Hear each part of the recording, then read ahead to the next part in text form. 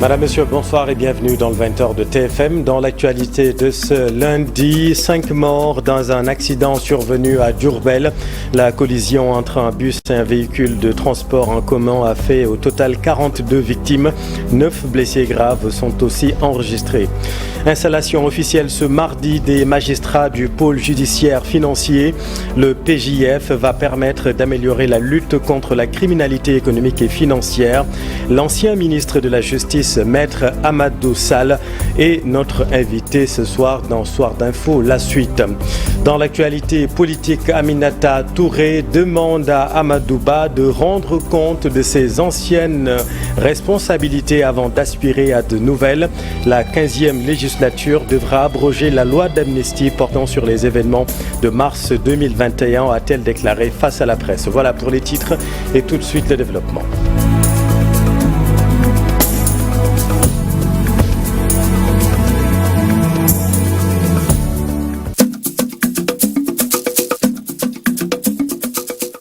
Mais d'abord, cet accident de la circulation. 5 personnes ont perdu la vie ce lundi dans un accident de la circulation non loin de Digane, une localité du département de Mbacké dans la région de Diourbel.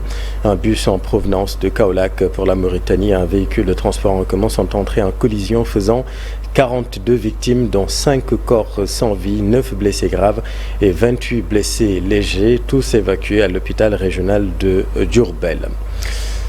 Dans l'actualité politique, Aminata Touré demande à Amadou Ba de rendre compte de ses anciennes responsabilités avant d'aspirer à de nouvelles responsabilités. Pour l'ancienne première ministre, la 15e législature devra abroger la loi d'amnistie portant sur les événements de mars 2021. Aminata Touré était face à la presse cet après-midi. Compte rendu Aminata Mbarisso.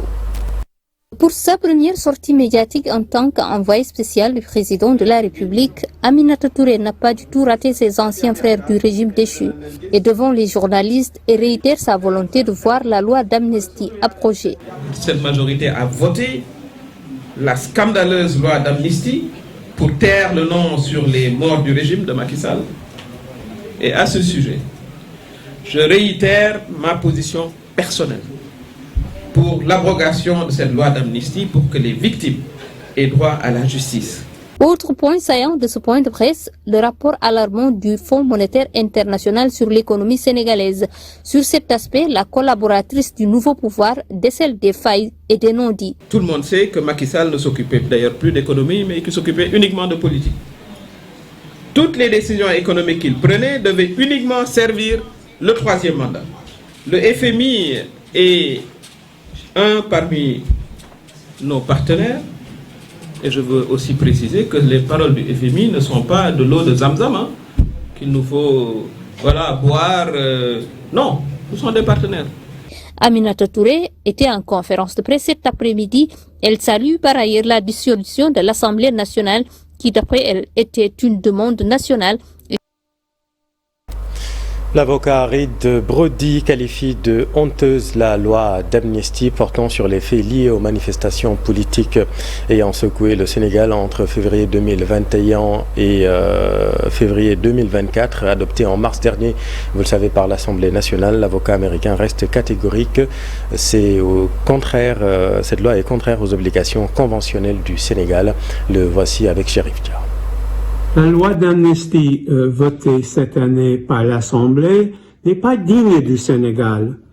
Les amnisties peuvent être importantes pour promouvoir la réconciliation nationale, pour guérir des blessures, mais en aucun cas un État ne peut amnistier ses agents publics qui commettent des graves violations, que ce soit des fonctionnaires gouvernementaux ou les membres de forces de sécurité. C'est contraire aux obligations internationales du Sénégal qui stipulent que des personnes présumées responsables des graves crimes doivent faire l'objet en toute équité et indépendance de poursuites judiciaires. C'est aussi une trahison des victimes qui ont été tuées par des forces de l'ordre. et ça entre ou par la Cour de justice de la CEDEAO. Et il faut qu'il y ait des enquêtes indépendantes sur des troubles et sur des présumés crimes qui ont été commis pendant cette période électorale. Actualité également, l'installation officielle ce mardi des magistrats du pôle judiciaire financier. Le PJF va permettre, vous le savez, d'améliorer la criminalité, d'améliorer la lutte contre la criminalité économique et financière. Le PJF remplace la CRII. Le nouveau dispositif est composé d'un parquet financier, d'un collège de juges d'instruction financier, d'une chambre de jugement financière, d'une chambre d'accusation financière et d'une chambre d'appel financière. Sur cette question, l'ancien ministre de la Justice, Maître Amadou Sall, sera notre invité tout juste après cette édition. Tout autre chose, allons à Saint-Louis. 16 avions du raid Latéco Air ont foulé le tarmac de l'aéroport international Ousmane Masseck Ndiaye. 5 pilotes ont voulu rendre hommage aux pionniers de l'aéropostale comme Pierre-Georges Latéco Air, Jean Mermoz et Antoine de Saint-Exupéry. Voyons tout cela avec Ousseynou Diop et Habib Seck. Les avions du raid Latéco Air ont atterri à l'aéroport international Ousmane Masseck Ndiaye de Saint-Louis. Ces pilotes ont quitté Toulouse le 7 septembre dernier après avoir parcouru plusieurs milliers de kilomètres pour venir à Saint-Louis. Un pilote ou bien une raison technique pour l'autre appareil, finalement on s'est retrouvé avec 16 avions en même temps avec une cinquantaine de participants.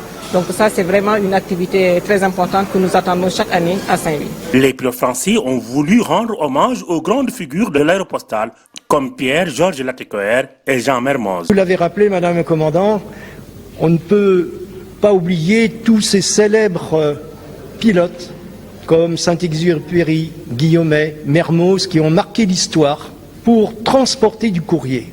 Parce que c'était l'engagement de Pierre-Georges Latéco Air, relier les humains par le courrier. L'initiative vise également à renforcer le tourisme solidaire dans la vieille ville.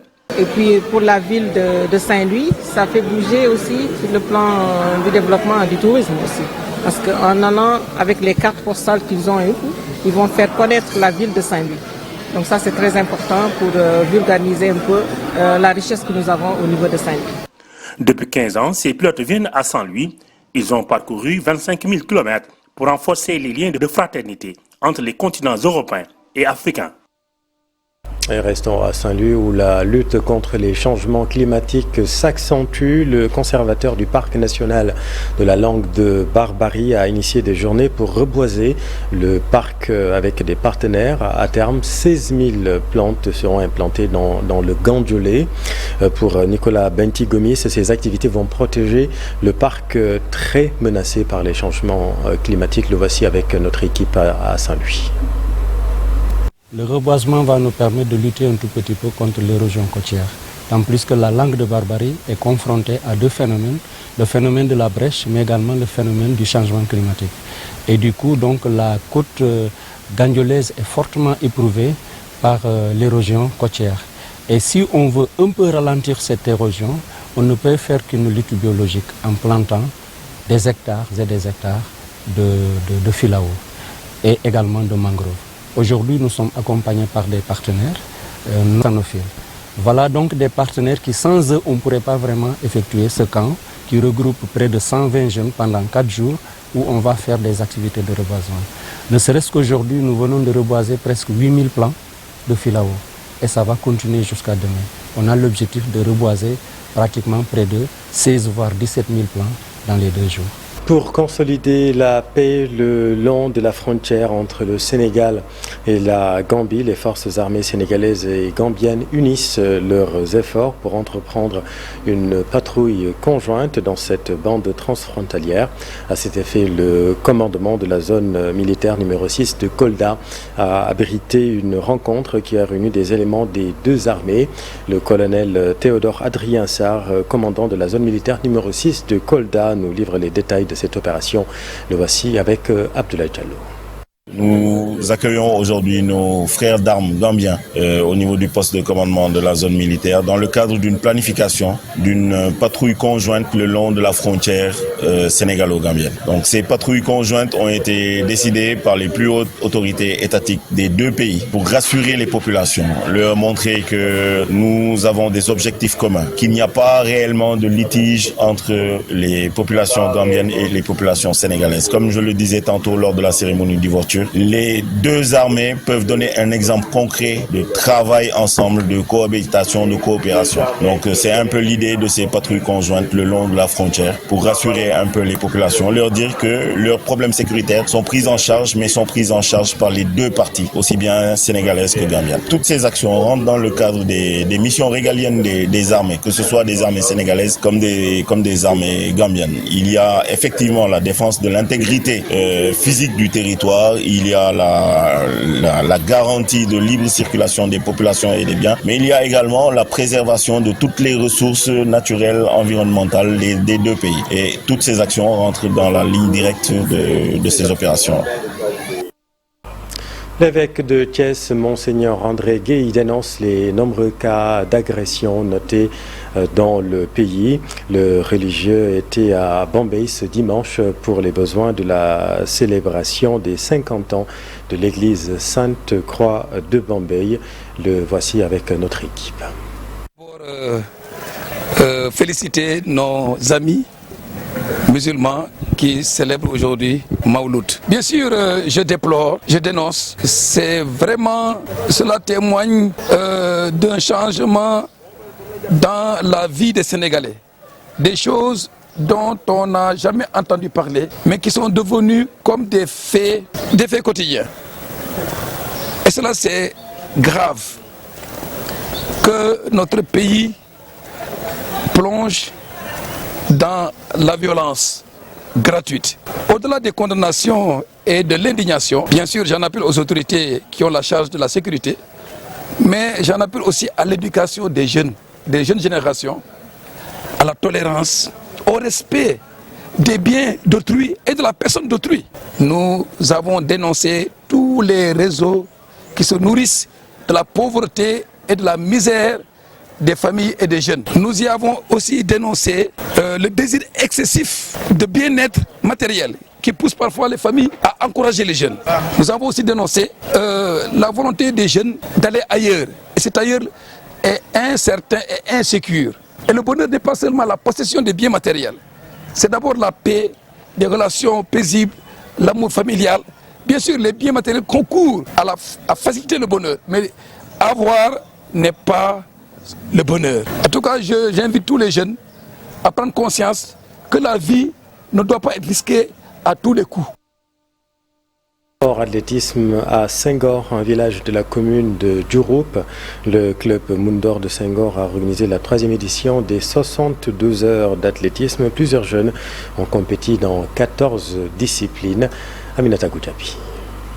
Khadisen vient de Palmarin. Elle est contente de recevoir sa médaille. La jeune fille est la championne de la course des 8 km des 72 heures d'athlétisme de Senghor. Je suis tellement contente parce que chaque jour je suis au terrain. Dans 8 km. Parce que 15 h à 19 h je suis entraînement. Compétition en est à sa 3e édition. Le club d'athlétisme Moundor de Senghor dans la commune de Diouroup est l'initiateur.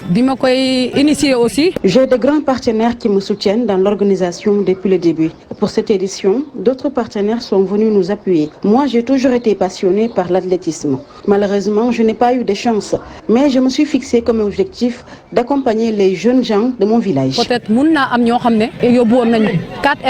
Ce rendez-vous sportif de Senghor a pris de l'ampleur depuis la première édition en 2022. Il réunit de jeunes athlètes venus d'horizons divers chaque année. Le pasteur Minyandour, parrain de cette 3e édition, est séduit par le talent des jeunes sportifs qui étaient en compétition. J'ai été vraiment impressionné de voir ces enfants concourir dans les différentes phases. Tellement nous avons vu les talents se révéler. Quand je suis venu et j'ai vu l'ampleur, j'ai dit mais l'année prochaine certainement on ira encore plus loin. C'est pour moi un grand plaisir d'assister à cette belle cérémonie qui prime les meilleurs athlètes de la localité de Senghor, mais en même temps aussi les meilleurs élèves. Comme vous le savez, entre le sport et les études, il y a une liaison très forte. Nous voulons le sport aux études. Ici, dans cette belle localité de Senghor, nous avons détecté des talents en athlétisme qui peuvent compétir au niveau départemental, au niveau régional et au niveau national. Des talents qu'il faut promouvoir. Ils sont souvent lésés au profit de jeunes athlètes qui évoluent en zone urbaine. Je pense que nos dirigeants doivent davantage soutenir le sport et l'athlétisme en particulier, et surtout les athlètes issus du monde rural. Lors des grandes compétitions, nous le constatons tous, seuls les jeunes athlètes des grandes villes sont choisis. Et pourtant, il y a des jeunes talentueux dans les zones rurales. Les choses doivent vraiment changer. Le manque criant d'infrastructures sportives dans les communes rurales a été déploré. Les 72 heures d'athlétisme de Senghor font partie des activités sportives phares du département de Fatick. En revanche, les compétitions se déroulent sur un terrain nu, sans aucun équipement. Merci Aminata, c'est la fin de cette édition. Merci de l'avoir suivi. Je vous retrouve dans un tout petit instant avec Maître Amadou Sall pour Soir d'Info, la suite.